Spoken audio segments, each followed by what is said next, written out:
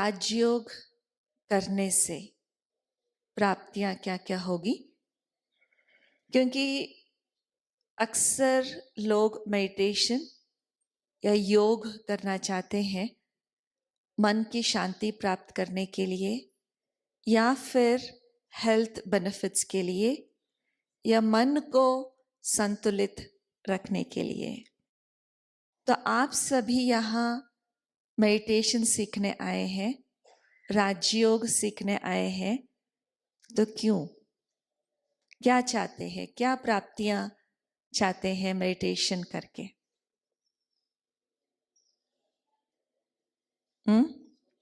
तनाव से मुक्त होना चाहते हैं और परमात्मा के साथ मिलन का अनुभव करना चाहते हैं, और मन की शांति प्राप्त करना चाहते हैं।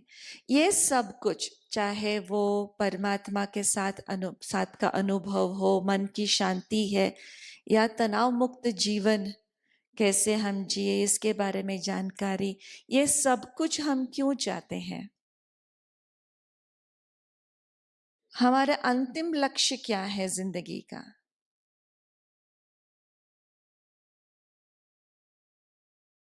जीवन और मृत्यु से,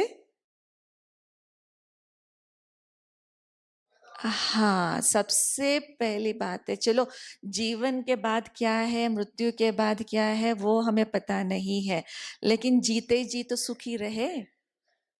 हाँ, जीते जी तो सुखी रहे। तो हर व्यक्ति इस संसार में सुख और शांति चाहता है ना? और सुख और शांति कैसे प्राप्त होगी? पैसा कमाने से? दूसरों के टांग खींचने से? हाँ, दूसरों को गिराने से? दूसरों के प्रति ईर्ष्या, द्वेष, घृणा ये सब रखने से? सुख शांति कैसे प्राप्त होगी? अपने अंदर कुछ शक्तियों की जरूरत होती है। शक्तियों के बिना हम जीवन में सुख और शांति की अनुभूति नहीं कर पाते हैं। जैसे अगर अपने अंदर सहन करने की शक्ति नहीं है तो सुख शांति होगी? हाँ, सामना करने की शक्ति नहीं है तो सुख शांति रहेगी जिंदगी में? निर्णय करने की शक्ति नहीं है, मैं छोटा सा निर्णय भी नहीं ले सकती हूँ, डिसीजन ले ही नहीं सकती हूँ, तो मैं हमारे जीवन में सुख और शांति होगी? नहीं। ये जो भी सुख और शांति है वो शक्तियों का बाय प्रोडक्ट। जब हम अपने जीवन में कुछ शक्तियों की अनुभूति करते हैं, केवल अनुभूति तक सीमित नहीं, लेकिन कर्मों में उसको लेके आते हैं, तब हम सुख और शांति अनुभव कर सकते हैं। और फिर वो शक्तियां कौन कौन सी है? जब भी हम देवियों की पूजा करते हैं, नवरात्रि के समय खास करके देवियों की पूजा करते हैं, तो उनको कितने भुजाएं होती हैं? 8 भुजाएं, और हर एक भुजा में एक एक शस्त्र है। और 8 भुजा, कोई ऐसा व्यक्ति है इस संसार में या 8 या 10 या 4 भुजा वाले कोई है? नहीं। देवी देवताओं को क्यों इतने भुजाएं दिखाते हैं? क्योंकि वो शक्ति का प्रतीक है, शक्ति का प्रतीक है। और एक एक भुजा में एक एक शस्त्र है। शस्त्र भी किसका प्रतीक है? शक्ति का प्रतीक है। और उन शस्त्रों का प्रयोग किस लिए किया जाता है? असुर संहार के लिए। कोई असुर ऐसे हैं इस संसार में जो बड़े बड़े दांत वाले, बड़े बड़े शरीर वाले, ऐसे विकराल रूप वाले कोई है ऐसे असुर? नहीं। कौन है वो असुर फिर? हमारे अंदर ही जो छिपे हुए विकार है, नकारात्मकता है, अपनी कमजोरियां हैं, वही हमारे अंदर के असुर है ना? तो उनको संहार करने की जरूरत है। और देवियों को क्या कहा जाता है? देवियां शिव की शक्तियां, चाहे वो माँ काली है, दुर्गा है, या जगदम्बे है, जो भी देवियों की पूजा करते हैं वो सभी शिव शक्तियां कहा जाता है, शिव की पुत्रियां। हम सभी कौन है? हम सभी कौन है? शिव के संतान है, चाहे वो स्त्री के शरीर में है या पुरुष के शरीर में है। हम सभी आत्माएं कौन है? हम सभी आत्माएं कौन है? उस शिव के संतान है, परमात्मा के संतान है। परमात्मा के संतान होने के कारण से हमें वो सब शक्तियां मांगने से मिली है या वर्षे के रूप में मिला हुआ है। मांग करके हमने नहीं लिया है, लेकिन वर्षे के रूप में ऑटोमेटिकली मुझे मिल गया है, हम सभी को मिल गया है। क्यों? क्योंकि हम सभी के पिता परमात्मा है ना। लेकिन उसके बारे में जानकारी ना होने के कारण से हम उसको यूज नहीं कर पा रहे हैं। जब हम यूज नहीं करते हैं, वो बढ़ते नहीं है। खजाना जितना हम यूज करेंगे, जितना हम उपयोग में लगाते हैं, उतना बढ़ता जाएगा। जैसे मजल को जितना हम यूज करते जाएंगे, शारीरिक शक्ति को जितना हम यूज करते जाएंगे, मजल पावर बढ़ता है। ऐसे ही इन शक्तियों को भी जितना हम कार्यान्वित करते हैं, कार्य में लगाते हैं, उतना वो बढ़ता जाता है। तो वो कार्य में लगाने के लिए क्या चाहिए? जानकारी। हाँ? वो अष्ट शक्तियां कौन कौन सी हैं? इस चित्र में संपूर्ण ज्ञान है। तो सबसे पहली शक्ति, एक एक करके हम लेते हैं। सबसे पहली शक्ति है पावर टू विड्रॉ, या विस्तार को संकीर्ण करने की शक्ति। इस चित्र में क्या देख रहे हैं? कछुआ। कछुए की विशेषता क्या है? हाँ, जब चाहे वो अपने कर्मेंद्रियों को अंदर ले सकता है, जब चाहे वो बाहर कर सकता है। जब भी उसको डर लगता है ना, वो अंदर ले लेता है, क्योंकि उसके ऊपर का जो शेल है वो बहुत हार्ड है और उसका शरीर जो बहुत सॉफ्ट है। जब भी डर लगता है कि अंदर ले लेता है, क्योंकि वहां वो सुरक्षित महसूस करता है। उसके ऊपर कोई भी कूदे, पत्थर फेंके, कुछ भी फेंके, उसको कुछ नहीं होगा, सुरक्षित है। ऐसे ही हम सभी के जीवन में ऐसे सुरक्षित जगह कौन सी है? सुरक्षित जगह कौन सी है? जब भी हमें डर लगता है, वहां जाकर के बैठ जाए, परमात्मा के गोदी में। परमात्मा के गोदी में जाने से पहले कुछ और करने की जरूरत होती है।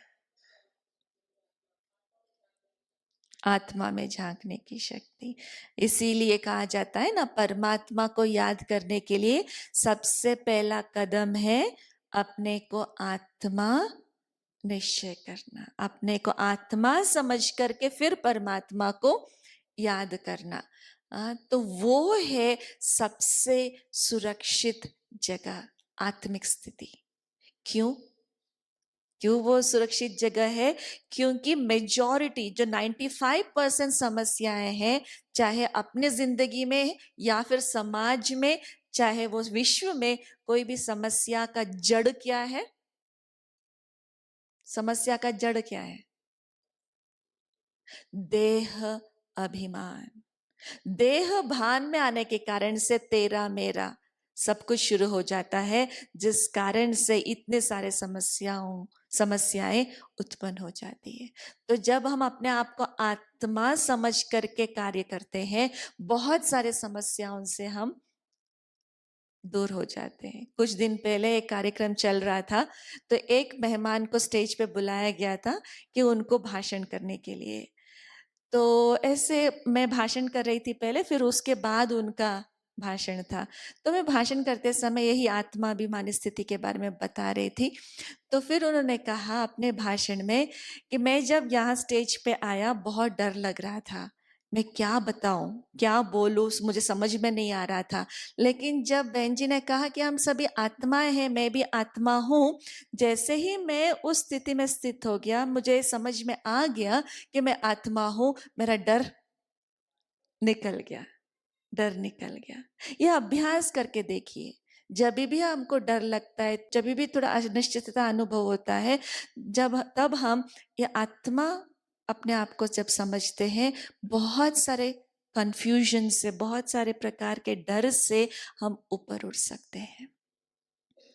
जैसे तूफान में, ये जो सागर में जो तूफान होता है ना, तूफान ऐसे स्पाइरल में वो घूमते घूमते घूमते आगे बढ़ता है। अगर उस तूफान में कोई जहाज, शिप उसके चपेट में आ गया तो वो डूब जाएगा। लेकिन वो उससे बचने के लिए कैप्टन क्या करता है? हाँ? उससे बचने के लिए क्या करता है कैप्टन? हाँ? उससे बाहर जाने की कोशिश करेगा ना, तो और ही उसके चपेट में ज्यादा आएगा। हाँ? तो उसके बीच की जगह जो है ना, बीचों बीच जो है, वहां ले जाने की जरूरत होती है। अगर वो जाते हुए कोई पैसेंजर्स देख लिया तो उनको और डर लगेगा, ये कैप्टन पता नहीं क्या कर रहा है, बाहर जाने के बजाय अंदर क्यों जा रहा है, अंदर जाएंगे तो और ही फंस जाएंगे, ये है वो है। नहीं, अंदर की जगह जो है ना, एकदम शांत है, एकदम शांत है। उसको आई ऑफ द स्टॉर्म कहते हैं, आंख, तूफान की आंख है वो, जो एकदम शांत है। चारों तरफ तूफान है, शिप वहां चला गया, जब वहां ले जाना मुश्किल है, लेकिन एक बार वहां ले गए ना शिप को, सुरक्षित है। ऐसे ही हमारे चारों तरफ का क्या है, हमारे जीवन में चारों तरफ क्या है?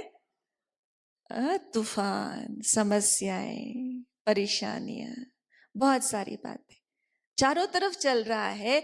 उसके चपेट में हम आ गए, हम डूब जाएंगे, हमारी शक्तियां डूब जाएगी, हम हमारी एनर्जी सब कुछ निकल जाएगा। तो उसके बजाय क्या करना है? उसकी चपेट में अगर नहीं आना है तो क्या करना होगा? क्या? बीच की जगह, बीच की जगह क्या है वो? आत्मिक स्थिति। बार बार अपने को आत्मा समझ करके फिर कार्य में आना, ये बहुत जरूरी है। तब जाकर के हमारे कर्मों में कुशलता आती है। वैसे तो विपरीत है, पावर टू विड्रॉ, विस्तार को संकीर्ण करना, हाँ, विड्रॉ, हर चीज से न्यारा होकर के फिर जीवन जीना। लोग समझते हैं, सोचते होंगे कि शायद जंगलों में जाकर के रहना होगा। नहीं, इन शक्तियों, इस पर्टिकुलरली इस शक्ति को जब हम धारण करते हैं, हम अपने जो रिलेशनशिप से हमारे संबंध है, हमारे रोल है, उसको अच्छी रीति हम निभा पाते हैं, अच्छी रीति निभा पाते हैं। नहीं तो कंफ्यूजन में आ जाते हैं। तो अगर कोई एक डॉक्टर है, डॉक्टर बहुत सारे सर्जरीज उन्होंने किया हुआ है, लेकिन अचानक एक दिन उन्हीं के नर्सिंग होम में, उन्हीं के हॉस्पिटल में उसके बेटे को स्ट्रेचर पर लेके आते हैं। वो 20 साल का बेटा बाइक पे जा रहा था, एक्सीडेंट हो गया। तो अचानक एक्सीडेंट होने के कारण से वो हॉस्पिटल उनका नजदीक था पिताजी के, तो उसी हॉस्पिटल में लेके आए। ये जो सर्जन है, अभी तक इतने सारे अच्छे अच्छे सर्जरीज किए हुए हैं, लेकिन ये जो पेशेंट आया, उनके ऊपर सर्जरी कर पाएंगे? कर पाएंगे? हाँ, क्यों नहीं कर पाएंगे? 2-4 स्टिचेस ही लगाना है तो भी क्यों नहीं कर पाते हैं? हाँ, अटैचमेंट। हाँ। पहले जो पेशेंट्स आते थे, उनके साथ डॉक्टर और पेशेंट का संबंध था, लेकिन अभी जो पेशेंट आया, उसके साथ ऑलरेडी एक गहरा संबंध है, पिता और पुत्र का, जिस कारण से अपने आप को पिता के रोल से शिफ्ट करके डॉक्टर के रोल में अपने आप को ले जा नहीं पाए, है ना? तो क्यों नहीं ले जा पाए? क्यों नहीं ले जा पाए? क्योंकि वो अटैचमेंट। तो अभी हमें अपने कर्म क्षेत्र में क्या करना है? अगर कोई टीचर है, महिला है, दिन भर अलग अलग वो रोल निभाती है। एक टीचर भी है तो बहू भी है, एक डॉटर भी है, एक पुत्री भी है, एक वाइफ भी है, तो बहुत सारे जो रोल है वो निभाती है। लेकिन एक के साथ अगर मेरा उसका अटैचमेंट है तो क्या होगा? एक के साथ उसका अटैचमेंट है तो क्या होगा? आ? उसी के प्रति ज्यादा सोच, बुद्धि बार बार वहां ही जाता है, जिस कारण से दूसरे जो संबंध है वो ठीक तरह नहीं निभा पाते हैं, ठीक तरह नहीं निभा पाते हैं, है ना। तो इसीलिए कर्मों में कुशलता लाना है तो क्या करना होगा, क्या सोचना होगा कि मैं महिला हूं या फिर मैं टीचर हूं, मैं माँ हूं, ऐसा सोचने से कर्मों में कुशलता आएगी? हाँ, तो फिर है तो सही ना वो सब, है तो सही वो सब। हाँ हाँ, मैं आत्मा हूं, टीचर का रोल निभा रही हूँ, मैं आत्मा हूँ, माँ का रोल निभा रही हूँ, मैं आत्मा हूँ, पुत्री का रोल निभा रही हूँ, मैं आत्मा हूँ, बहू का रोल निभा रही हूँ। बार बार आत्मिक स्थिति में स्थित होकर के फिर रोल में आते हैं या पार्ट बजाते हैं, तो वहां एक्यूरेट। अगर वो डॉक्टर को ये अभ्यास होता, आत्म अभिमानी स्थिति का अभ्यास होता, तो उसको कि पिता से डॉक्टर में शिफ्ट होना बहुत मुश्किल नहीं था, मुश्किल नहीं था। लेकिन वो एक संबंध में अटक जाने के कारण से वो शिफ्ट करना मुश्किल हो गया था, मुश्किल हो गया था। इसीलिए हम सभी के जीवन में भी बहुत सारे ऐसे परिस्थितियां आती है, तुरंत हमें एक्शन लेना पड़ता है, तुरंत हमें कार्य में लाना पड़ता है, उस समय हम घबरा जाते हैं। तो ये रोल कॉन्शियस में आना है, लेकिन रोल कॉन्शियस में आने से पहले अपने आप को आत्मा समझ करके कार्य में आते हैं, तो कर्मों में कुशलता आ सकती है। तो ये बहुत इंपॉर्टेंट शक्ति है, बहुत ही मुख्य है, सबसे पहले है, लेकिन बहुत इंपॉर्टेंट है। हाँ? चाहे वो मेडिटेशन करने के लिए या फिर कर्मों में आने के लिए, और इस शक्ति को बढ़ाने के लिए क्या करना है? आत्मिक स्थिति का अभ्यास। और दूसरी शक्ति है पावर टू पैकअप, या समेटने की शक्ति।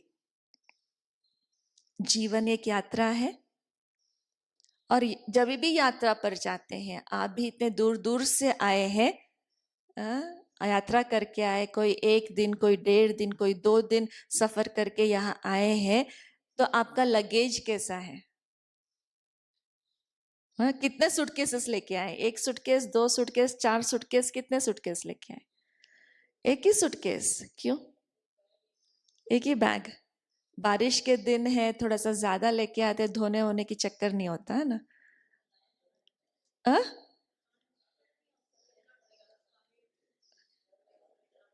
खुद को उठाना था, इसीलिए खुद को उठाना पड़ेगा, इसीलिए खुद को संभालना पड़ता है। ट्रेन से मेजोरिटी लोग ट्रेन से आए तो कूली की सुविधा तो होती है, वहां किसी की मदद मिल जाती है ना, फिर भी आप क्यों नहीं ले आए? आ? वैसे तो कहते हैं ना, ट्रैवल लाइट, जब भी आप यात्रा करते, जितना कम लगेज उतनी यात्रा सुखद होगा, है ना। जब आप सूटकेस तैयार कर रहे थे, जो चीजें बहुत ही जरूरत थी उन्हीं चीजों को आपने सूटकेस में डाली, जो लगा कि इस चीज के बिना हम 4 दिन गुजारा कर सकते हैं, सब कुछ निकाल दिया। जो बहुत ही जरूरी थी वही उन्हीं चीजों को आप सूटकेस के अंदर डाला। जीवन रूपी यात्रा में, हाँ, जीवन रूपी यात्रा में अनावश्यक लगेज यहाँ डालते जाएंगे, डालते जाते हैं, तो यहाँ इतना भारी हो जाता है।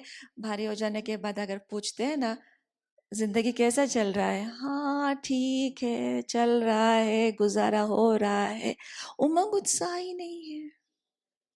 इतना खूबसूरत जीवन है, लेकिन फिर भी उसका आनंद नहीं लुटा पा रहे हैं। क्यों? क्यों उसका आनंद नहीं लुटा पा रहे? क्योंकि यहाँ इतना भारीपन है, हेवीनेस है, एक्स्ट्रा लगेज है। तो इन एक्स्ट्रा लगेजेस को हमें निकाल देना पड़ेगा। वो एक्स्ट्रा लगेज कौन सा है? अनावश्यक हम ढोते रहते हैं, कौन सा है? व्यर्थ संकल्प। नकारात्मकता तो है ही, वो तो है बहुत खतरनाक, है ना। उससे भी खतरनाक कौन सा है पता है? व्यर्थ।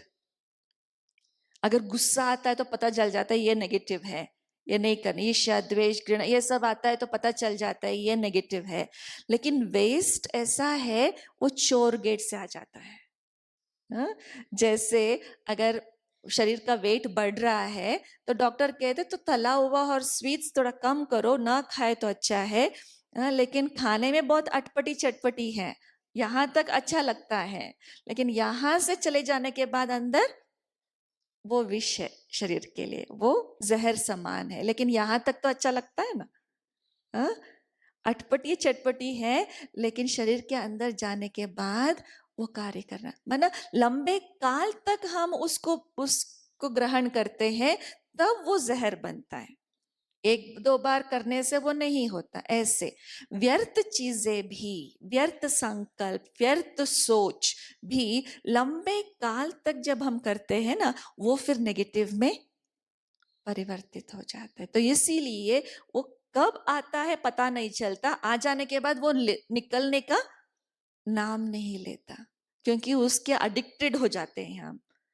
तो इसीलिए उसको समझ करके उसको निकाल देने की जरूरत है। सबसे पहली प्रकार के जो वेस्ट थॉट्स है, वेस्ट विचार है, वो है पास्ट के बारे में सोचना।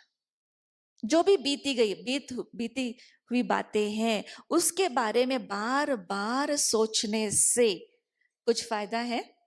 10 साल पहले ऐसा हुआ था, 15 साल पहले ऐसा हुआ था, देखा मैंने इसको इतना मदद की थी फिर भी इसने ऐसा किया, ऐसे कैसे बोल सकता है, ऐसे कैसे कर सकता है, ये नहीं करना चाहिए था, उसको ऐसा नहीं बोलना चाहिए था, ये है वो है। सारी जो नेगेटिव है, पॉजिटिव हम याद रखते हैं पास्ट के बारे में?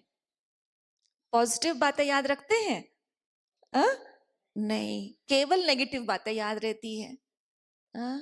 अगर रोज हम नौकरी करने जा रहे हैं, बस स्टॉप पर 9 बजे की बस पकड़ना है, तो रोज वहां के जो आते हैं 9 बजे, उनके साथ फ्रेंडशिप हो जाता है। 1 मास तक चलो उनके साथ फ्रेंडशिप हो गया, बातचीत किया, इधर उधर की बातें, हंसे बहले खेले, सब कुछ किया, माना 1 घंटे का सफर होता था, तो फिर फ्रेंडशिप हो गया। लेकिन लास्ट दिन जो 31st डे है, तो वो थोड़ा सा किसी के साथ बहस, लड़ाई झगड़ा ऐसे जोरदार नहीं, लेकिन थोड़ा बहस हो गया, किसी के साथ ऐसे बातों बातों में बहस हो गया। तो ठीक है, 2-4 दिन के बाद वो भी ठीक हो गया। फिर 3-4 मास के बाद कौन सी बातें याद रहेगी? 30 दिन के अच्छे दिन, अच्छा समय, या 1 दिन का बहस? हाँ? 1 दिन का बहस याद रह जाएगा। तो अगर हम तुलना करते हैं तो कौन सा ज्यादा है? सुख ज्यादा मिला है या दुख ज्यादा मिला है जीवन में? सुख ज्यादा है। 30 दिन के सुख की तुलना में 1 दिन का थोड़ा दुख। तो फिर भी हम सुख को छोड़ करके दुख को याद करते हैं। हर एक के जीवन में अगर देखते हैं, सुख की तुलना में दुख बहुत कम मिला हुआ है, फिर भी हम दुख को पकड़ के बैठे हुए हैं। इट्स नॉट वर्थ इट, उसको छोड़ दीजिए। सुख को याद रखे और दुख को भूलने की आदत डालनी पड़ेगी। और वो आदत कैसे बनेगा? दुख को कैसे भूलेंगे हम? दुख को कैसे भूलेंगे? 30 दिन याद, लेकिन फिर भी क्या है, वो 1 दिन का वो उसने सो जो शार्प शब्द उसने बोल दिया है ना, तो वो बार बार याद आ रहा है, बार बार याद है। वो ऐसा कैसे बोल सकता है, ये हो सकता है, हो ही नहीं सकता। वो शब्द बार बार याद आ रहे हैं, फिर भी हम याद करने की कोशिश कर रहे हैं, सुख के दिन याद करने की कोशिश कर, लेकिन दुख के दिन वो जो परिस्थिति है, वो जो घटनाएं घटी, वो हम भूल नहीं पाते। क्यों? क्योंकि हम उनको माफ नहीं करते हैं। माफ करने की आदत डालनी पड़ेगी। जब तक हम क्षमा नहीं करेंगे तब तक हम भूल नहीं पाते हैं। इसलिए अंग्रेजी में ये जोश दो शब्द साथ साथ जाते हैं, forgive only then you can forget। जब तक आप क्षमा नहीं करेंगे तब तक आप भूल भी नहीं पाएंगे।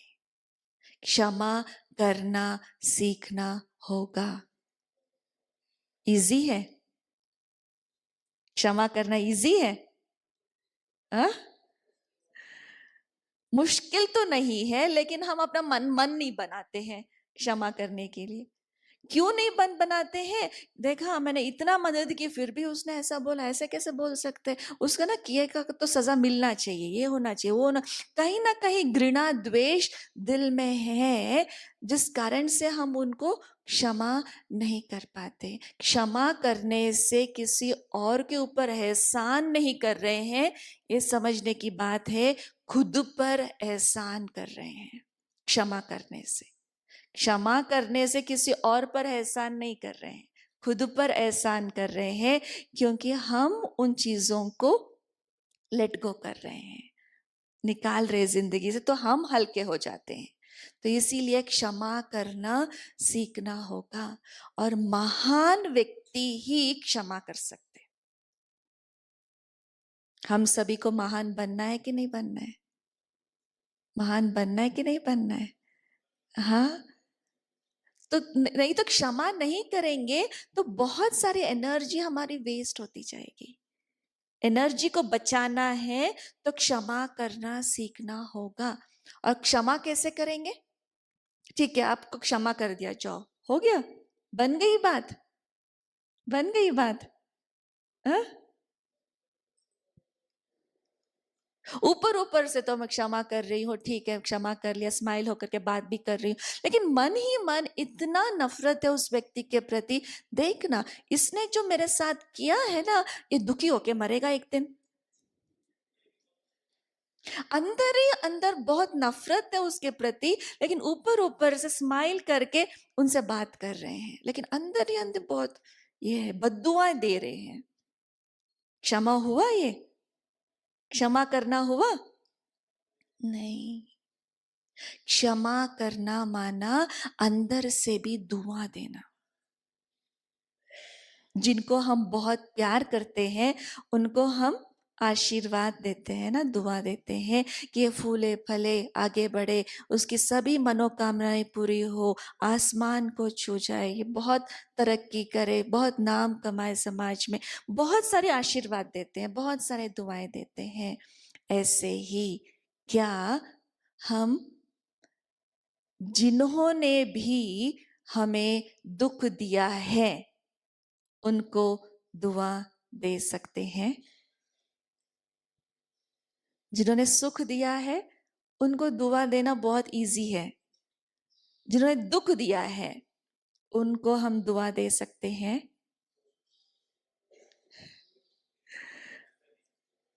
हा? दे सकते हैं, देना चाहिए वैसे, लेकिन देते क्यों नहीं है? क्योंकि कहीं ना कहीं वो दुख है ना, मन में दुख लेकर के बैठे हुए हैं, इसलिए दुआ नहीं निकलती। इसलिए दुआ जब निकालते हैं ना, जैसे आशीर्वाद देना शुरू करेंगे, आप बहुत हल्का फील करेंगे, बहुत हल्का फील करेंगे। आप इस कोशिश करके देखिए, जिन्होंने भी दुख दिया है उनको एमर्ज करके, उनको याद करके उनको आशीर्वाद दीजिए। आज अभी आप मेडिटेशन में बैठते हैं तो ये आपके लिए होमवर्क रहेगा। जिन्होंने भी आपको दुख दिया है, छोटे मोटे दुख तो आप भूल भी जाते हैं, लेकिन बड़ा दुख जिन्होंने दिया है, जिन्होंने बहुत धोखा दे दिया होगा बिजनेस में या संबंधों में या किसी में से बहुत धोखा दे दिया होगा या बहुत बड़ा दुख दिया है, उनको इमर्ज करके उनको आशीर्वाद देने की कोशिश करें। फिर आप देखिए आप कैसे फील करते, बहुत हल्का फील करेंगे। ठीक है? और दूसरे प्रकार के जो वेस्ट विचार है वो है अनावश्यक भविष्य की चिंता। यहां जो भी बैठे हैं सभी को चिंता है भविष्य को लेकर के, है कि नहीं है? हा? है तो सही।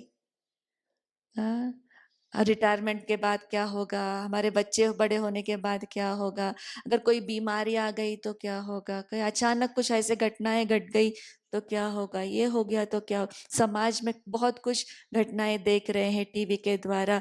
हम देखते हैं कि बहुत सारे ऐसे अनहोनी घटनाएं घट रही है। लगता है कई बार डर लगता है कहीं हमारे साथ ऐसा ना हो जाए, कहीं ऐसा ना हो जाए, डर लगता है भविष्य को लेकर के। क्या डरने से, चिंतित होने से समस्याएं कम होगी? हाँ, नहीं। तो क्या करना होगा?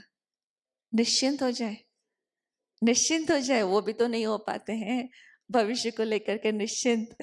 हाँ, चिंता करने से भी कोई लाभ नहीं, लेकिन निश्चिंत भी तो नहीं हो पाते।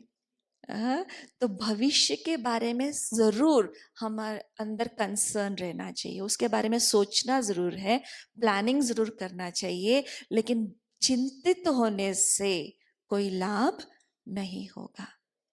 प्लानिंग और चिंता में क्या अंतर है? प्लानिंग और चिंता में क्या अंतर है?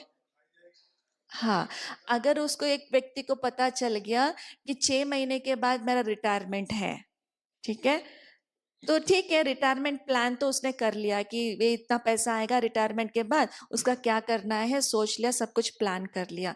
लेकिन हर रोज उठ करके वही सोचे इतने दिन के बाद मेरा रिटायरमेंट होने वाला है, इतने दिन के बाद रिटायरमेंट होने, रिटायरमेंट के बाद ये करना है, ये करना है, वो करना है। एक बार सोच लिया ना, 2-3 बार मैंने प्लान, उसने प्लान कर लिया, हो गया, लेकिन बार बार वही सोच, वो चिंता में परिवर्तन हो जाएगा। चिंता क्या है?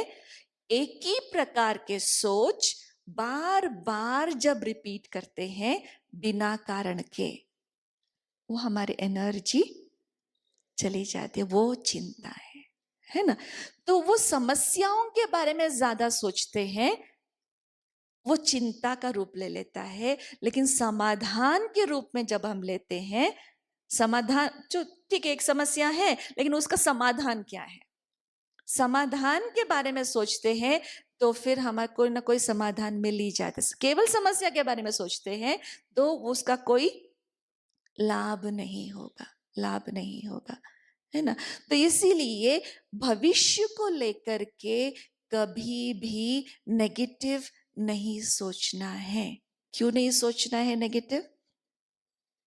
अगर मोहल्ले में चोरियां हो रही हैं, हाँ, तो रोज हस्बैंड वाइफ जॉब के लिए जा रहे हैं 9 बजे, और वो ताला लगा करके यही सोच कहीं चोरी ना हो जाए, कहीं चोरी ना हो जाए, कहीं चोरी ना हो जाए, सोच सोच करके अच्छी तरह डबल लॉक करके खिड़की दरवाजा सब कुछ बंद करके अच्छी तरह करके फिर जा रहे हैं। दोनों ये विचार कर रहे कहीं चोरी ना हो जाए, तो क्या होगा? क्या होगा? क्या होगा कुछ दिन के बाद? चोरी तो जरूर होनी है उनके घर में। क्यों होगी? कहीं चोरी ना हो जाए ये सोचना नेगेटिविटी है, नेगेटिविटी है। चोरों को तो निमंत्रण तो नहीं दिया उन्होंने, हे चोर आकर के हमारे घर चोरी कर लो, उन्होंने निमंत्रण दिया? ये इनडायरेक्ट निमंत्रण है, इनडायरेक्ट निमंत्रण है। कैसे इनडायरेक्ट निमंत्रण हुआ? नेगेटिव एनर्जी भेजी है। मैं एग्जाम्पल देती हूँ आपको। अगर मैं आपको कहूं अगले 30 सेकंड के लिए आपको बंदर नहीं सोचना है, अगले 30 सेकंड में आपको बंदर के बारे में नहीं सोचना है, क्या करेंगे आप?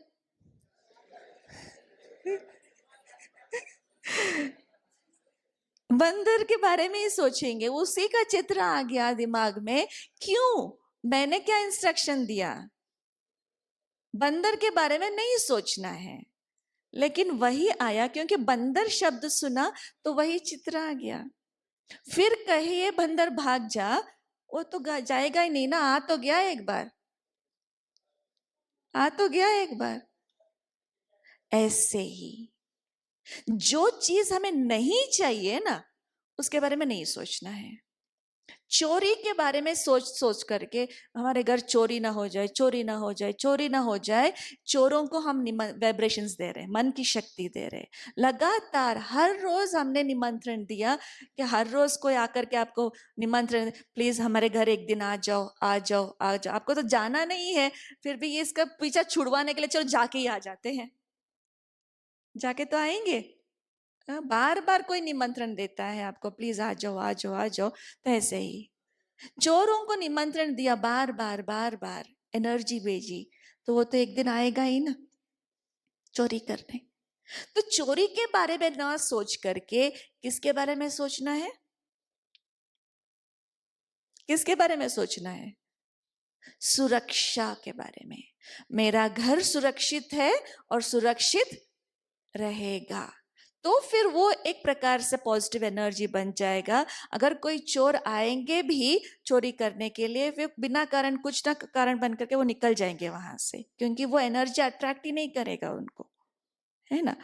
तो जो चाहिए जीवन में उसी के बारे में सोचना है, जो चीज नहीं चाहिए उसके बारे में बिल्कुल नहीं सोचना है। तंदुरुस्ती चाहिए तो तंदुरुस्ती के बारे में सोचना है, बीमारी के बारे में नहीं सोचना है, कहीं मुझे ये ना हो जाए, वो ना हो जाए, नहीं, मैं तंदुरुस्त हूं, तंदुरुस्त रहूंगी। डर डर के ड्राइव कर रहे हैं तो कहीं एक्सीडेंट ना हो जाए, एक्सीडेंट ना हो जाए तो क्या होगा? कहीं ना कहीं ठोकेंगे जरूर, है ना।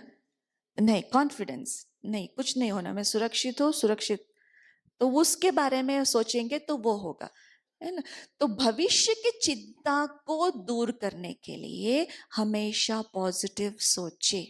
और दूसरी बात यह है कि भले हम कितना भी कमजोर है, लेकिन हमारा साथी कौन है? हमारा साथी कौन है? हाँ, परमात्मा जो सर्वशक्तिमान है वो हमारा साथी है। तो क्या करेगा आंधी और तूफान, है ना। क्योंकि वो, भले मैं निशक्त हूं लेकिन मेरे साथ पहलवान है, सर्वशक्तिमान है, तो वो परिस्थितियों को सामना करने के लिए मेरे अंदर वो शक्ति आ जाएगी। तो फिर भविष्य के बारे में जो एक्स्ट्रा लगेज है उसको हम निकाल सकते हैं। ये दोनों एक्स्ट्रा लगेज निकल गया तो वर्तमान में हम जी सकते हैं। वर्तमान में जब हम जीते हैं तो भविष्य तो उज्जवल होगा ही। तो जिंदगी का जो सफर है बहुत ही सुखदाई रहेगा, ठीक है। और तीसरी शक्ति है पावर टू टॉलरेट, सहनशीलता की शक्ति। सहनशीलता, आप क्या कहेंगे, वो शक्ति है या कमजोरी है? हम यहां कह रहे हैं कि सहनशीलता एक शक्ति है तो इसलिए कह रहे हैं।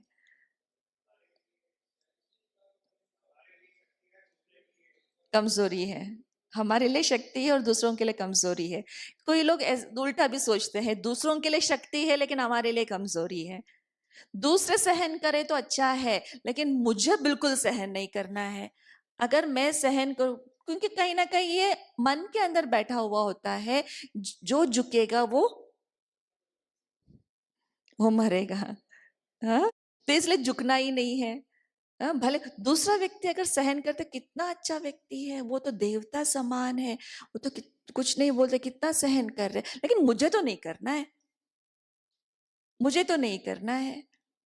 कभी भी कुछ ऐसी बात आई तो वो ऐसे कुछ कुछ लगता है कि कुछ हो, कुछ बातें उठने वाली है, दो चार बोल दो तो ताकि वो थम जाए। तो ये कुछ भावनाएं होती है लोगों की कि नहीं, थोड़ा अपना दबदबा बना के रखना चाहिए, अपना रोब चलाना चाहिए, तब जाकर के चीजें, परिस्थितियां अपने कंट्रोल में रहेगा। सहन तो बिल्कुल नहीं करना है। ये राइट है या रॉन्ग है? ये राइट है या रॉन्ग है? राइट है? सही है गलत है? गलत है, क्योंकि उस सिलसिले में बहुत सारे संबंध हमारे कट जाते हैं, दूर हो जाते हैं। भले नाम के लिए हमारा साथ देते हैं लेकिन अंदर से, दिल से वो हमारे साथ नहीं देते हैं। दिल से वो हमें रिस्पेक्ट नहीं देते। भले कुछ दबाव के कारण से वो रिस्पेक्ट दे रहे होंगे, लेकिन हमारे पीठ के पीछे क्या बोलते वो भी पता चलता है। तो इसीलिए सहन करना सीखना पड़ेगा हमें। और आजकल फैमिलीज, परिवार क्यों टूटते जा रहे हैं? कुछ साल पहले जॉइंट फैमिलीज हुआ करता था, 2-4 फैमिलीज एक साथ रहा करते थे, इतने सारे लोग, 15-20 लोग, 50 लोग एक साथ रहते थे। लेकिन आजकल के जमाने में 4 लोग भी एक साथ रहना बहुत मुश्किल लगता है। क्यों? सहनशीलता की कमी के कारण से। एक दूसरे को हम सहन नहीं कर पाते, अपने लोगों को ही हम सहन नहीं कर पाते हैं, तो दूसरों का क्या कहना है ना? जिस कारण से परिवार टूटते जा रहे हैं, वहां ताकत नहीं है, वो एक साथ हम नहीं जी पाते हैं। तो इसीलिए सहन करना सीखना होगा। कई बार रॉन्ग तरीके से सहन करके हम कहते हैं फिर बाद में कि कब तक, आखिर कब तक, क्या मुझे ही सहन करते रहना पड़ेगा? सामने वाला भी समझे ना, सामने वाले को भी थोड़ा सा ये हो जाए, समझ आ जाए। क्यों ऐसा होता है? क्योंकि हम अंदर ही अंदर घुट रहे हैं, सप्रेस कर रहे हैं, सहन नहीं कर रहे हैं। ऑफिस में बॉस बिना कारण डांट लगा रहा है, बिना कारण ये हो रहा है, चुप है। क्यों चुप है? नौकरी का सवाल है। अगर मैं बोल दूं तो नौकरी ना चला जाए मेरा, तो इसलिए चुप है, लेकिन अंदर ही अंदर गुस्सा है। उसको तो अच्छी तरह मैंने ठीक तरह सहन नहीं किया, अंदर ही अंदर बहुत गुस्सा है। बाहर तो चुप चुप थी, मुख तो बंद था, लेकिन अंदर अंदर बहुत आग, बहुत। जैसे प्रेशर कुकर है, प्रेशर कुकर के अंदर प्रेशर बढ़ गया, ऊपर का सेफ्टी वाल्व नहीं निकला, तो वो फटेगा। ऐसे ही हमारा कहां जाकर के फटता है? कहां जाकर के फटता है? घर वालों के बीच में। घर वाले ही अपने ही है ना, भाग तो नहीं जाएंगे। एक प्रकार से विश्वास है, तो इसलिए वो उनके ऊपर बार बार बार बार जाकर के गुस्सा करना, फ्रस्ट्रेशन, ये सब निकालते हैं। वो फ्रस्ट्रेशन उन परिस्थितियों के कारण से नहीं, जो फ्रस्ट्रेशन ऑफिस में क्रिएट हुआ है, वो फ्रस्ट्रेशन सारा हम घर में निकाल रहे हैं, घर वालों के सामने। तो ये तो फिर घर का वातावरण फिर खराब हो जाता है ना, वहां शांत हो जाता है वातावरण, वो भी तो राइट नहीं है। तो यहाँ का तनाव जाकर के दूसरी जगह पे छोड़ देना। तो इसलिए सहनशीलता माना बाहर से भी चुप और अंदर से भी शीतल, शीतल, है ना? तब जाकर के उसको सहनशीलता कहेंगे। और सहन करने के लिए बहुत मुख्य गुण चाहिए, वो है प्यार। प्यार, जहां प्यार है वहां सहन हम ऑटोमेटिकली कर लेते हैं। बच्चा छोटा है, वो बार बार बीमार पड़ रहा है, रात भर भी जाग करके उसकी देखभाल करेंगे ना? ये कहेंगे कौन सी मुसीबत आन पड़ी पता नहीं, ऐसा कहेंगे? नहीं, मेरा बेटा है ना, मेरा बच्चा है ना। हाँ, तो रात रात भर जाकर के भी उसकी देखभाल करेंगे, कोई भी असुविधा हो उसको झेलेंगे, क्योंकि मेरा बच्चा ठीक हो जाए। लेकिन वही अपने रिलेटिव के बच्चे को आपके घर में छोड़ा है पढ़ाई करने के लिए, वो बार बार बीमार पड़ रहा है, आप क्या करेंगे? उसकी देखभाल करेंगे? हाँ? नहीं, वो बार बार बीमार पड़ता है, मेरे पास टाइम नहीं, उसको ले जाओ। क्यों?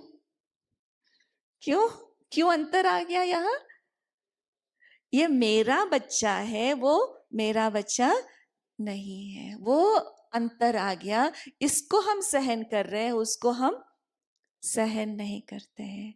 बेटियों को सहन करते हैं, बहुओं को नहीं करते। अपनापन, जहां प्यार है, जहां अपनापन है, वहां सहन करना इजी हो जाता है, इजी हो जाता है। जहाँ थोड़ा भी परायापन आ गया ना, थोड़ा सा, फिर रिजेक्शन शुरू हो जाता है, फिर सहन करना नहीं होता है। हाँ? इसीलिए सहनशीलता को बढ़ाने के लिए क्या बढ़ाना होगा?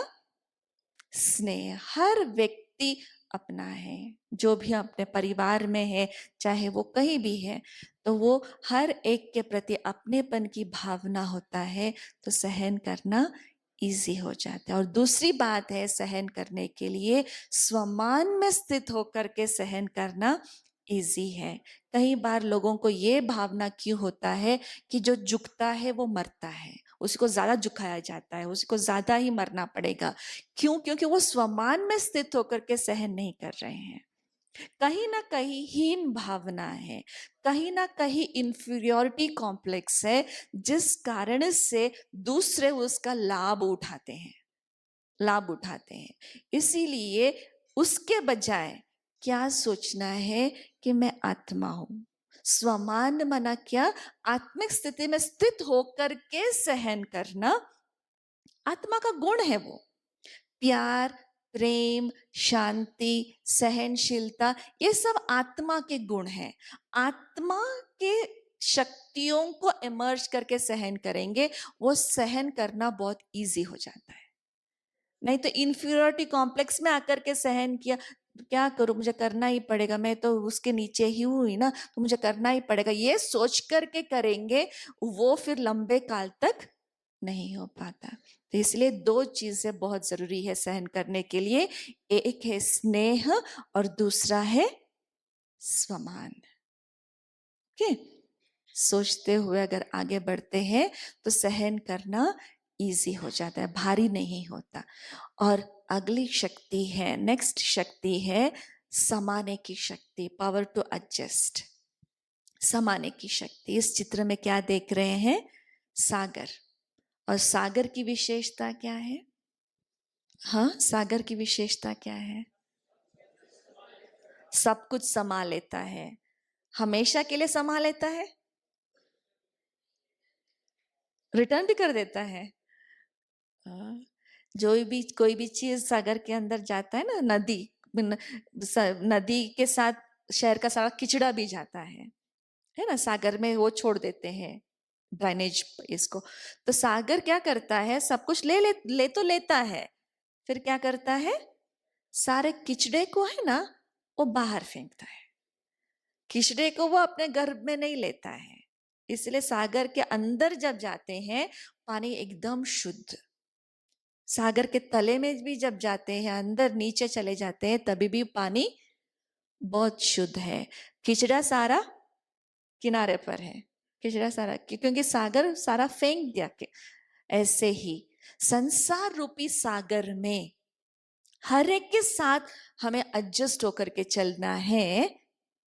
तो क्या करना होगा, सागर की जो ये विशेषता है उसको हमें अपनाना पड़ेगा। नहीं तो क्या कहें, इसके साथ भी एडजस्ट नहीं हो सकते, इसके साथ भी एडजस्ट नहीं हो सकते, ये ना ये तो बहुत अहंकारी है, इसको है ना ये तो बहुत जलसी है, इसके अंदर ये बहुत खड़ूस है, ये है वो बहुत ये करता है। तो हर एक के अंदर मैं वीकनेसेस देखती रहूं, कमजोरियां देखती रहूं, तो किसी के साथ भी मैं एडजस्ट होकर के चल नहीं सकती। तो इसीलिए क्या करना होगा, क्या करना होगा, हर एक के अंदर विशेषता को देखना जरूरी है, जरूरी है। क्योंकि ये रियलिटी है, ये वास्तविकता है संसार का, कि इस संसार में कोई भी 100% गुणवान नहीं है, और इस संसार में कोई भी 100% अवगुण वाला भी नहीं है ना। जब मेरे अंदर परसेंटेज है गुण और अवगुण का, हर एक के अंदर परसेंटेज है ना, कुछ गुण है, कुछ परसेंटेज में अवगुण है, तो अपने अंदर भी कुछ परसेंटेज में गुण और कुछ परसेंटेज में अवगुण है, तो मैं सामने वाले व्यक्ति से कैसे एक्सपेक्ट करें कि वो 100% गुण वाला होना चाहिए, उसके अंदर कोई अवगुण ना हो, वो हो नहीं सकता। लेकिन संबंध जोड़ने से पहले हमें परखने की जरूरत होती है, राइट? परखने की जरूरत होती है, चाहे वो कोई संबंध जोड़ने में या फिर बिजनेस के लिए भी, कोई भी ऐसा संबंध हम जोड़ने जा रहे हैं तो अच्छी रीति व्यक्ति को परखने की जरूरत होती है। एक बार परख लिया, परखते समय हम ये लक्ष्य रखे कि 100% वो गुण वाला होना चाहिए, कोई मिलेगा ऐसे? कोई मिलेगा ऐसे? हाँ? नहीं मिलेगा, नहीं मिलेगा। कुछ तो अवगुण होगा, कुछ तो वीकनेसेस होंगे उसके अंदर।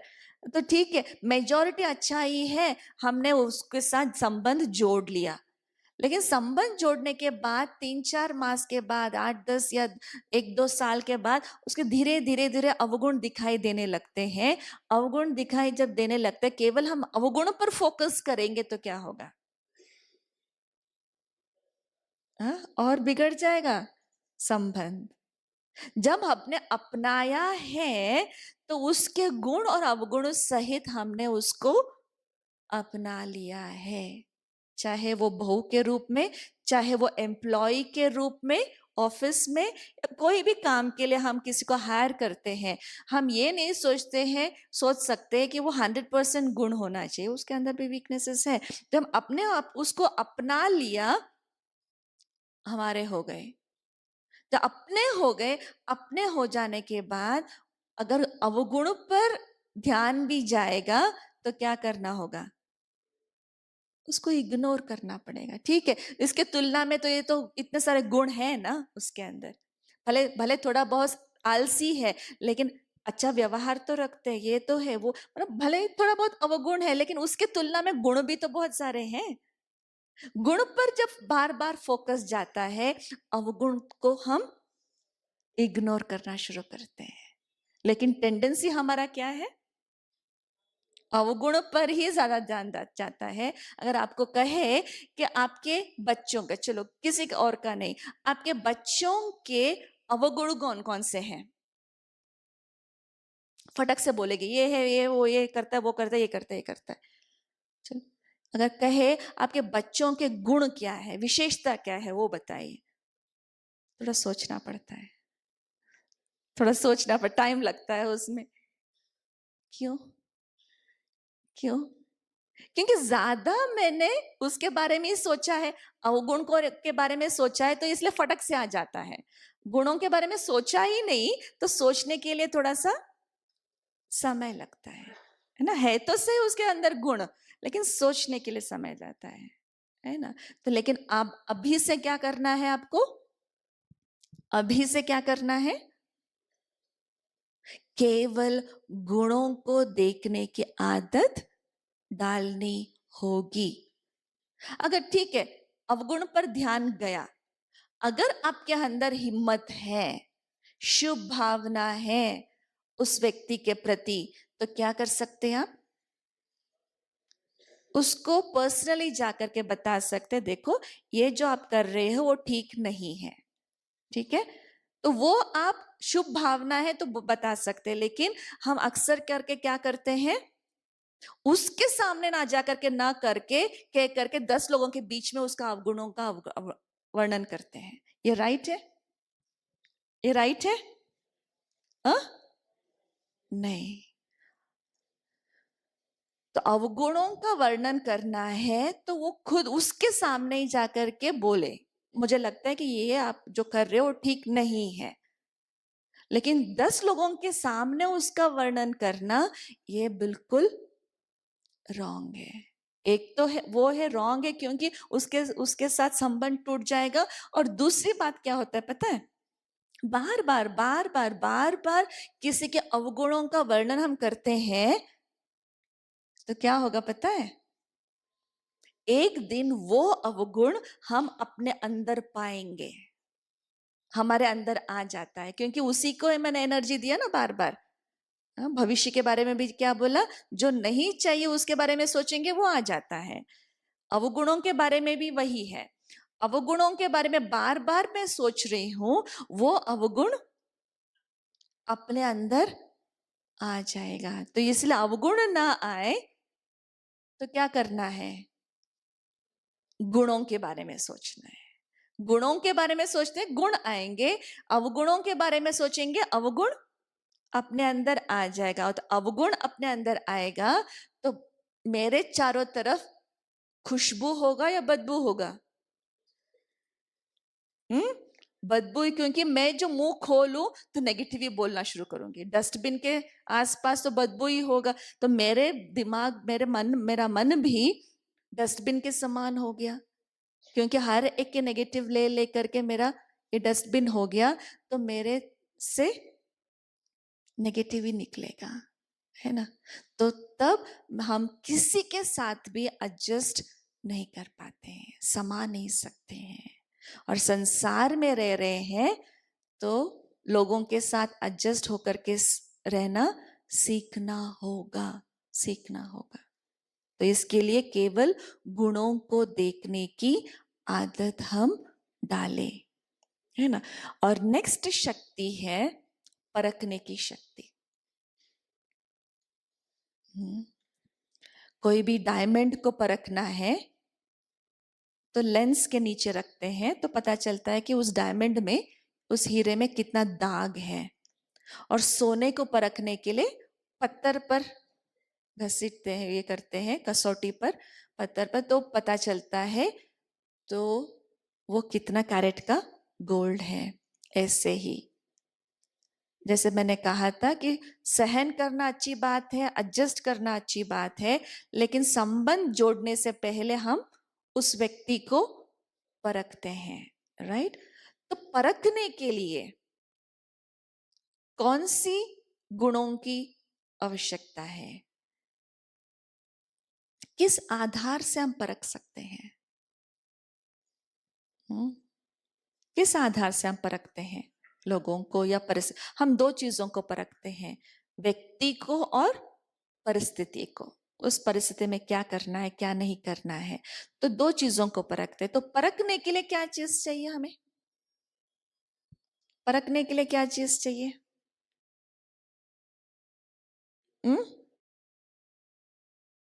समझना चाहिए, समझ चाहिए, विवेक चाहिए, और क्या चाहिए? ज्ञान चाहिए। केवल ज्ञान पर्याप्त है या और भी कुछ चाहिए?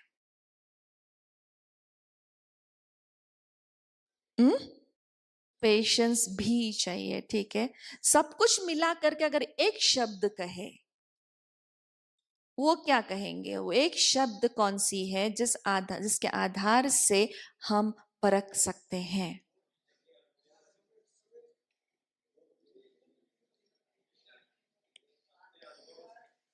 विजडम हम कह सकते हैं, क्योंकि अपने अनुभव के आधार से अगर हम परखते हैं ना, कई बार गलत भी हो सकता है। केवल अगर मैंने एक किसी व्यक्ति से गलत अनुभव किया हुआ है तो उस व्यक्ति को मैं उसी के दृष्टिकोण से देखती हूँ ना, जो मेरे साथ लेकिन वो व्यक्ति ऐसा हो भी सकता है, ऐसा हो भी नहीं भी हो सकता है, राइट। केवल अपने अनुभव के आधार से किसी को परखते हैं, वो 100% राइट नहीं भी हो सकता है कई बार, है ना। तो विजडम की जरूरत है, प्रज्ञा। तो वो प्रज्ञा क्या चीज है? वो तीन, इंफॉर्मेशन, नॉलेज और विजडम। इंफॉर्मेशन जो सूचनाएं हमें मिलती है वो न्यूज़पेपर और टीवी के द्वारा, जो भी मैंने जो भी कहते हैं वो इंफॉर्मेशन के रूप में मिलता है। अगर आपको किसी ने एक लाइन का इंफॉर्मेशन दिया, क्रोध नहीं करना चाहिए, तो वो इंफॉर्मेशन ज्ञान में कैसे परिवर्तित होगा? एक लाइन का इंफॉर्मेशन है, क्रोध नहीं करना चाहिए, वो ज्ञान में कैसे परिवर्तित होगा? हाँ जी, इंसिडेंट्स की बात नहीं, इंफॉर्मेशन है, क्रोध नहीं करना चाहिए। इंप्लीमेंट करने से नहीं, उसके पहले कुछ और चीज की जरूरत होती है। उस इंफॉर्मेशन के अंदर समझ नहीं है। माना क्यों क्रोध नहीं करना चाहिए, क्रोध करने से हानि क्या होगा, क्रोध न करने से लाभ क्या होगा, कुछ भी पता नहीं। किसी बुजुर्गों ने या कोई संतों ने आपको कह दिया, आपके गुरुजी ने या किसी बड़े ने आपको कह दिया आपको क्रोध नहीं करना है। केवल एक शब्द है, एक लाइन है, लेकिन उसके आगे पीछे कुछ पता नहीं क्यों नहीं करना चाहिए क्रोध। क्रोध करने से हानि क्या होगा, क्रोध न करने से लाभ क्या होगा, और क्रोध को कंट्रोल करने की विधि क्या है, उसके बारे में बिल्कुल समझ नहीं है। उस इंफॉर्मेशन में। माना इंफॉर्मेशन प्लस अंडरस्टैंडिंग, समझ is equal to knowledge. Information में जब समझ आ गई, समझ मुझे आ गया, वो क्यों है, कैसे है, समझ के अंदर ताकत है। ज्ञान क्या है? समझ है। ब्लाइंड फेथ नहीं है, किसने बोल दिया हाँ ठीक है, नहीं, समझ है, वो फिर ताकत बनेगा, है ना। केवल इंफॉर्मेशन में ताकत नहीं है, ज्ञान में ताकत है, क्योंकि समझ है वहां, है ना। तो फिर वो ज्ञान, पता चल गया क्रोध क्यों नहीं करना चाहिए, वो समझ सारा मिल गया। समझ को, ज्ञान को फिर प्रज्ञा या विजडम में कैसे परिवर्तित करेंगे? हाँ, इम्प्लीमेंटेशन। ये थ्योरेटिकल नॉलेज है, समझ क्यों नहीं करना चाहिए, करने से क्या होगा, ये सब कुछ समझ है, थियोरेटिकल नॉलेज। वो जो समझ है मैं इंप्लीमेंट करना, कर्मों में लाना शुरू किया। जब भी मुझे क्रोध आना शुरू हुआ तो उसको कंट्रोल करना शुरू किया। करते करते करते ऐसा समय आया मैं पूर्णतः क्रोध मुक्त हो गई। फिर एक रोशनी आती, कुछ ऐसे अंदर कुछ एनलाइटनमेंट आता है, कुछ ऐसे अंडरस्टैंडिंग, कुछ समझ जिंदगी के बारे में आता है, वो है अनुभव। करते करते अनुभव आएगा ना।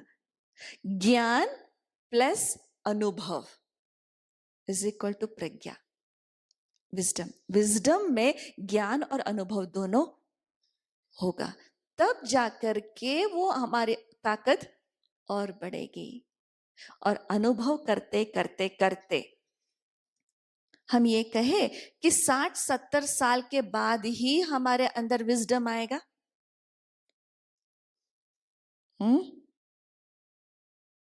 आ?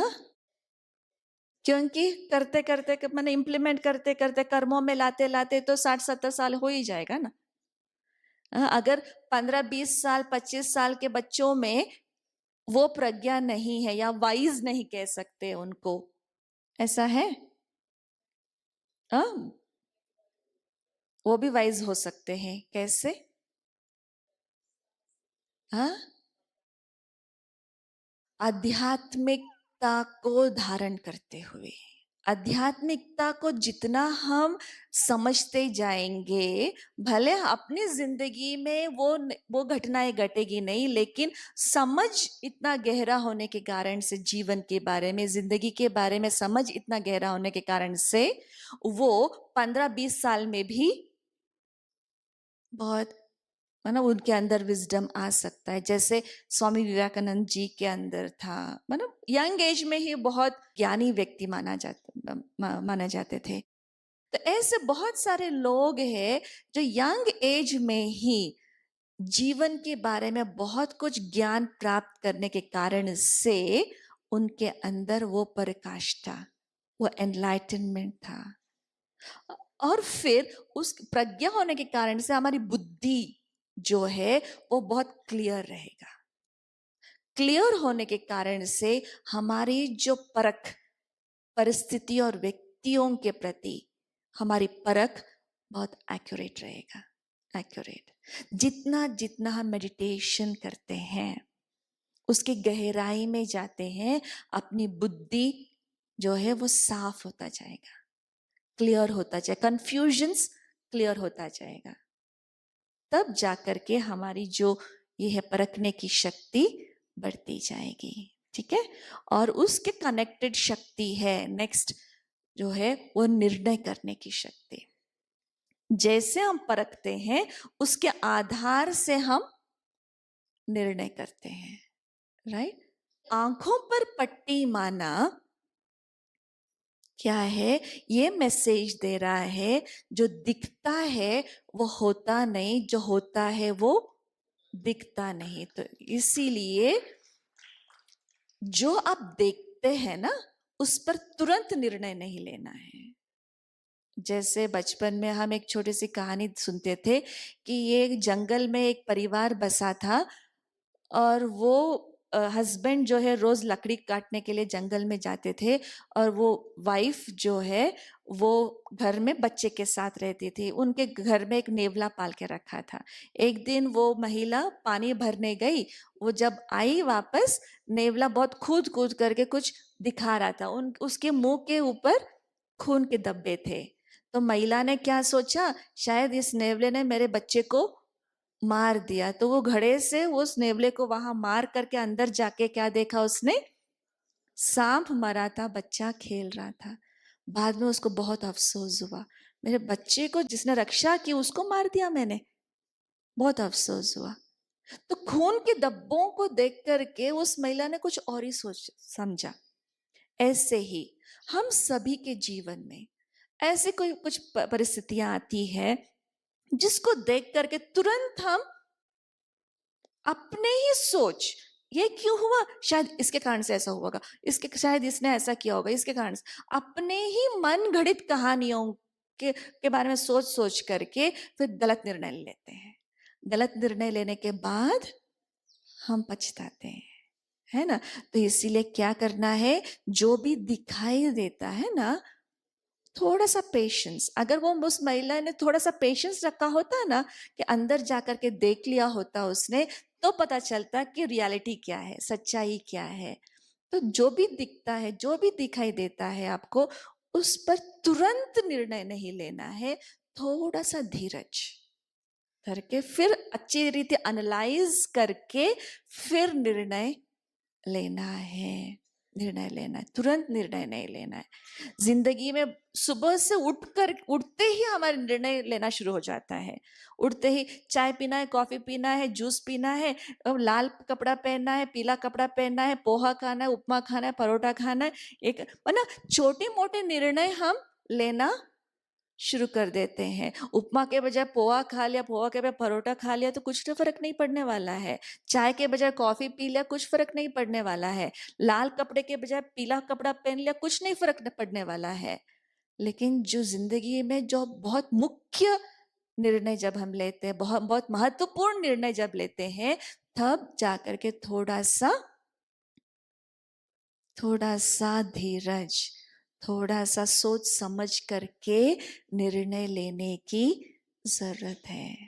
और दूसरी बात है, आंखों पर पट्टी माना, अपने अंतर मन की आवाज को सुनना, इंट्यूशन जिसको कहते हैं। अपने अंतर मन की आवाज को सुनने की आदत डालनी पड़ेगी। इंट्यूशन को जब हम सुन करके उस अनुसार कर्म करते हैं, वो इंट्यूशन कभी भी गलत नहीं बोलता। अंतर मन की आवाज कभी भी गलत नहीं होता, लेकिन उसके अनुसार चलने की हिम्मत चाहिए। हिम्मत चाहिए। हिम्मत है तो हम सही रास्ते पर जा सकते हैं। अगर हिम्मत, आवाज तो कह रहा है कि ये नहीं करो, नहीं करो, नहीं करो, लेकिन कुछ ना कुछ कारण से मैं उसका सुना अनसुना कर करके फिर जो नहीं करना चाहिए वो हम कर लेते हैं। चोरी कर, सबसे पहले जब चोरी करता है तो अंदर से आवाज आता है उसको, नहीं चोरी करना पाप है, नहीं करो, नहीं करो, नहीं करो। लेकिन उसका सुना अनसुना करके वो चोरी करना शुरू किया। तो वो एक बार, दो बार, तीसरी बार, चौथे बार, पांचवी बार भी जब चोरी कर रहा है तभी भी वो बोल रहा है। लेकिन धीरे धीरे धीरे आठवें बार, 10वें बार जब चोरी किया, वो आवाज बंद हो गया। इसको विवेक का खून करना कहते हैं। अपने ही विवेक का जब खून कर देते हैं ना, अपने ही इंट्यूशन का जब हम खून कर देते हैं, वो बोलना बंद कर देता है। जब बोलना बंद कर दिया तो हम गलत रास्ते पर तुरंत, और 15वीं बार या 20वीं बार जब चोरी करना शुरू करता है, उसको कुछ फर्क ही नहीं पड़ता है। हाँ? ऐसे मर्डरर्स का भी, मर्डर करना जैसे दाई हाथ का काम हो जाता है, भाई हाथ का काम हो जाता है उसको, है ना। उसको अंदर से गुड गिल्ट फीलिंग होता ही नहीं है, तो वो गलत है ना। तो इसीलिए वो सुनने की आदत डालनी पड़ेगी, सुन करके उसके जैसे चलने की हिम्मत रखनी पड़ेगी। और उसके लिए सुनना जरूरी है ना। सुनने के लिए क्या करना होगा, हाँ, कई बार वो आवाज आता है, लेकिन कई बार लगता है कि ये अंतर्मन की आवाज है या नहीं है। कंफ्यूजन हो जाता है, कंफ्यूजन हो जाता है। माना अंतर मन की आवाज को सुनने के लिए मन की आवाज को शांत करना होगा। बहुत सारी बातें अगर मन में चल रहा है, तो जैसे रेडियो स्टेशंस, 2-3 रेडियो स्टेशंस एक साथ मिक्स हो जाता है तो क्या होगा, किचपिच किचपिच किचपिच किचपिच चल रहा है, तो पता ही नहीं चलता है कि ये विविध भारती का स्टेशन का क्या है, क्या आ रहा है ना। तो ऐसे मन की आवाज, इंट्यूशन की आवाज, सारा मिक्स होकर के किचपिच हो रहा है, तो समझ में नहीं आ रहा है क्या करना है। तो इसीलिए क्या करना है, मन की आवाज को शांत करना होगा। जितना शांति की शक्ति को अभ्यास करते जाएंगे, अपनाते जाएंगे, मन को शांत करने की आदत हम डालते जाएंगे, उतनी इंट्यूशन की आवाज को हम सुन पाते हैं। डिसीजन पावर को, निर्णय की शक्ति को अगर बढ़ाना है तो क्या करना होगा, शांति की शक्ति को बढ़ाना होगा। मन को शांत जितना हम करते जाएंगे, निर्णय की शक्ति बढ़ती जाएगी। और सातवीं शक्ति है सामना करने की शक्ति। एक था सहन करने की शक्ति, और उसका जस्ट अपोजिट है सामना करने की शक्ति। तो सहन करना भी शक्ति है, सामना करना भी एक शक्ति है। उस परिस्थिति में हमें सहन करना है या सामना करना है, खुद को निर्णय लेना होगा। कैसे निर्णय लेंगे? हाँ? कौन सी परिस्थिति में सहन करना है और कौन सी परिस्थिति में सामना करना है? कौन सी परिस्थिति में सहन करना है, कौन सी परिस्थिति में सामना करना है? हाँ? डिफिकल्ट सिचुएशंस में सहन करना है और सहज परिस्थितियों में सामना करना है।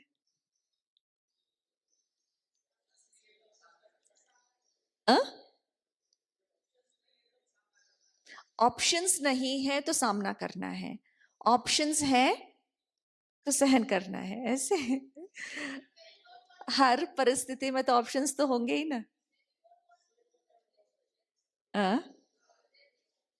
सहन करना है। संबंधों को काटना नहीं है, मतलब संबंधों से दूर नहीं होना है तो सहन करना है। जुड़े बनाए रखने के लिए, संबंधों को बनाए रखने के लिए सहन करना है। संबंधों को काटने के लिए सामना करें। संबंधों को काटने के लिए सामना करें।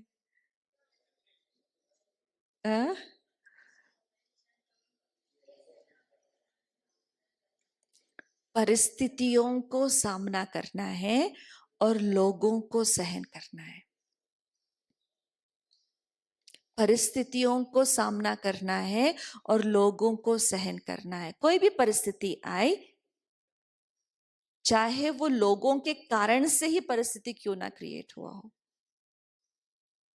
तो परिस्थिति को सामना करना है, लोगों को सहन करना है। जैसे कोई परिस्थिति प्राकृतिक आपदाओं के कारण से आए, बाढ़ आ गया, ये हो गया, वो हो गया, वो तो परिस्थिति, उसको सामना करना तो है ही, सामना तो करना ही पड़ेगा। ये नहीं कहेंगे सहन करेंगे, उसको सामना करना पड़ेगा। उस परिस्थिति को में क्या करना है वो सोच करके उसको सामना करना है। सहन करना माना अगर कोई व्यक्ति के कारण से परिस्थिति क्रिएट हो रहा है, वो गलत व्यवहार कर रहा है तो इसलिए वो परिस्थिति क्रिएट हो रहा है, तो उन परिस्थितियों में परिस्थिति का सामना करना है, लेकिन व्यक्तिगत दुश्मनी नहीं रखना है। वो गलत व्यवहार कर रहा है, उसके लिए दंड तो मिलना ही है। अगर रास्ते चलते कोई लड़का छेड़ रहा है, उसको सहन करना है? नहीं करना, उसका तो सामना करना ही है। वो व्यक्ति बदल जाए ये भावना रखना है, ना कि व्यक्तिगत दुश्मनी। ऐसा देख देख लेंगे उसको क्या करेंगे, नहीं। क्राइम को कम करना है समाज में, तो दया भावना तो रखना पड़ेगा। दया भावना रख करके ये नहीं है कि वो क्राइम ये करता जाए हम सहन करें, नहीं। वो जेल भी क्यों भिजवाया जाता है उन लोगों को जो अपराधी है, ताकि वो बदल जाए। शिक्षा, वो कानून बना हुआ है ताकि वो बदल जाए। वो दया भावना है तो बदल जाए। ऐसा नहीं है कि इसने ऐसा किया तो देख लेंगे क्या करेंगे, नहीं, बदले की भावना नहीं।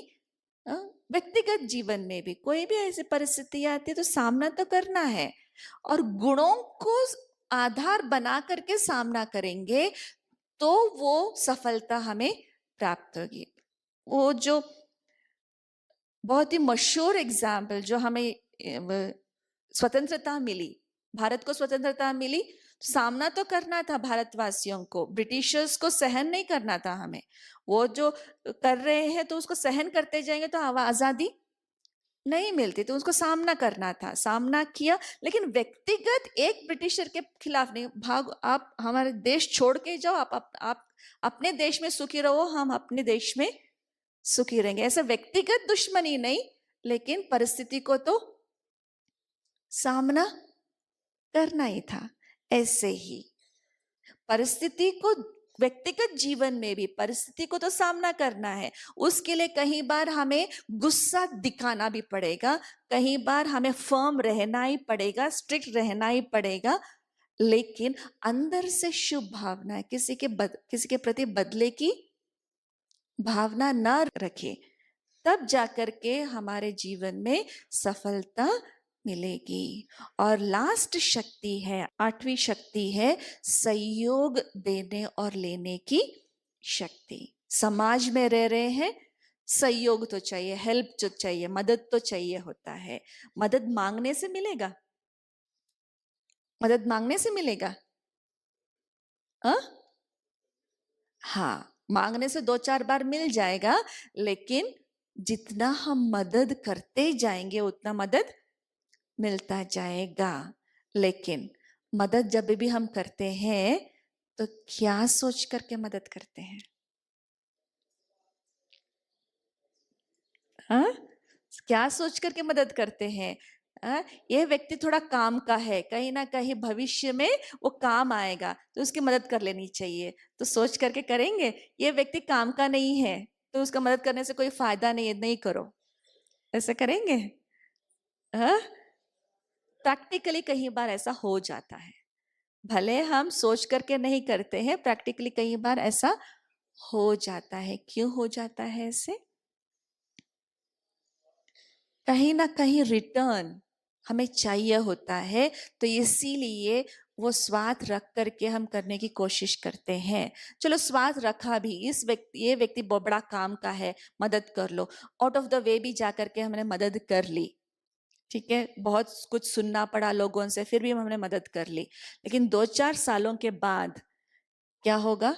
जब मुझे मदद की जरूरत होगी तो क्या करेंगे हम? क्या करेंगे हम? उसी व्यक्ति के पास जाएंगे और कहेंगे कि मैंने मदद दी, चलो, मतलब ऐसे नहीं मांगेंगे मैंने मदद दी थी तो मदद दो फिर वापस, नहीं। एक अंदर से होता है कि मैंने अथॉरिटी समझते हैं कि मदद मदद मदद की थी ना, तो उसकी बारी है अभी मदद करने की, तो चलो जा करके मांग लेते। लेकिन अगर उसे कुछ नहीं, मतलब मदद करने की सिचुएशन में नहीं है तो बहुत बुरा लगेगा, है ना? तो वो क्यों ऐसा होता है? ये भावना हम रखते हैं कि जिसको हमने मदद की थी उसी से हमें मदद चाहिए, तो ये भावना रखते हैं ना, तो बहुत बुरा लगता है। तो रिटर्न के बिना हम कुछ करेंगे क्या? कुछ एक्सपेक्टेशंस नहीं रखना चाहिए कहते हैं लोग, ठीक है? एक्सपेक्टेशंस रखे बिना मदद करो, हम कर पाएंगे? मनुष्य कोई भी एक्सपेक्टेशन के बिना कोई कर्म करता है? करते हैं? कर सकते हैं। चलो, आप यहां आए, माउंट आबू क्यों आए? कुछ एक्सपेक्टेशन रख करके आए? यहां जाने से कुछ ज्ञान मिलेगा, आध्यात्मिकता के बारे में समझ मिलेगी, जिंदगी की कुछ अच्छी अच्छी बातें सीखने को मिलेगा, ये एक्सपेक्टेशंस तो है। वो है, अगर वो कोई कहे कि माउंट आबू जाने से कुछ नहीं मिलने वाला है, ब्रह्म कुमारियों का ज्ञान तो बेकार है, नहीं जाओ, आते? आते? हाँ? नहीं आते। कोई भी हम कर्म करते एक्सपेक्टेशन रख करके करते हैं, कोई रिटर्न नहीं मिल रहा है यहां से, तो क्यों आते आप यहां? कुछ तो मिल रहा है तभी तो आए हैं, राइट? कोई भी कर्म करते हैं बिना एक्सपेक्टेशन के हम नहीं करते हैं, वो मनुष्य की टेंडेंसी है। तो अभी क्या करना है, मदद हम कर रहे हैं लेकिन थोड़ा सा ब्रॉड व्यू रखे। क्या कर्मों की गुह्य गति क्या कहता है? जो आप दुनिया को दोगे वो लौटकर आपको मिलेगा। ये नहीं कहता जिस व्यक्ति को आपने मदद किया उसी व्यक्ति से मदद मिलेगा, वो कहता है ऐसे नहीं। जो आप दुनिया को दोगे वो लौटकर आपको मिलेगा। तो मैंने किसी की मदद की, उसी व्यक्ति से मुझे भले ना मिले, लेकिन मुझे जब आवश्यकता है तब कहीं ना कहीं से मिल ही जाएगा। ये गारंटीड है, क्योंकि मैंने दिया हुआ है ना, मुझे तो मिलना ही है, चाहे वो अच्छा कर्म है चाहे बुरा कर्म है। बुरा भी, अगर किसी व्यक्ति का मैंने बुरा किया है, उसी व्यक्ति से मुझे बुरा नहीं होगा, कहीं ना कहीं से मेरे जीवन में वो बुरा हो ही जाएगा, है ना? तो ये सोच करके अगर मदद करते हैं, मुझे रिटर्न मिलेगा ना, तो तसल्ली मिलेगी। मदद करो भाई, मदद करो, जिसको भी जरूरत है मदद करते जाओ, मुझे जब आवश्यकता है तो ऑटोमेटिकली मिल ही जाएगा, है ना? थोड़ा सा बेहद की भावना रख करके हम मदद करते जाएंगे तो मदद मिलती जाएगी, और बहुत बड़े बड़े कार्य बहुत सहज रीति से हम कर सकते हैं, सहयोग की शक्ति से, संगठन की शक्ति से, है ना? और इन अष्ट शक्तियों को जब हम अपने जीवन में धारण करते, इम्प्लीमेंट करते हैं, तो हमारा जीवन जो है वो हीरे तुल्य बन जाता है। तो ये जो अष्ट शक्तियां हैं, ये जो सेशन था, इसको अप्लाइड स्पिरिचुअलिटी कहते हैं। आध्यात्मिकता को जीवन में कैसे इम्प्लीमेंट करें, हाँ? इन अष्ट शक्तियों को कर्म में जब हम लाते हैं तो हम हीरे तुल्य बन जाते हैं। हीरा जब खान से निकलता है, एक पत्थर की तरह, जैसे आप चित्र में देख रहे हैं, एक पत्थर की तरह होता है, नॉर्मल पत्थर। लेकिन उसी पत्थर को एंगल से काट करके, थोड़ा सा पॉलिश करके, थोड़ा सा तराशते हैं, तो उसका जो शाइनिंग है, स्पार्कल है, तो वो बढ़ जाता है। और हीरे को कहा जाता है वो बहुत हार्ड स्टोन है, बहुत ही स्ट्रांग है। हीरे को काटने के लिए हीरा ही चाहिए, किसी और चीज से उसको काट नहीं सकते, बहुत हार्ड है। और दूसरा क्वालिटी है, बहुत सुंदर है। हीरा हार्ड भी है और सुंदर भी है। हम सभी आत्माएं क्या है, हाँ, बहुत स्ट्रांग भी है और बहुत ब्यूटीफुल भी है। आत्माएं चमकते हुए सितारे, हाँ, बहुत स्ट्रांग भी है, पावरफुल भी है, लेकिन बहुत ब्यूटीफुल भी है। लेकिन अभी उसकी चमक को बढ़ाने के लिए क्या करना होगा? उसकी चमक को बढ़ाने के लिए ज्ञान से उसको तराशना पड़ेगा। थोड़ा सा एक्स्ट्रा जो भी चीजें है ना, उसको काट करके, उसको पॉलिश करके तराशना पड़ेगा। इसी के लिए तो आप सभी यहाँ आए हुए हैं, है ना? तो जितना आप मेडिटेशन करते जाएंगे, जितना ये ज्ञान की गहराई में जाते जाएंगे, आत्मा की जो शक्ति है, आत्मा की जो स्पार्कल है, चमक है, वो बढ़ता जाता है। ठीक है? Om Shanti. Click here to like, subscribe, and press the bell icon to stay updated with our latest videos.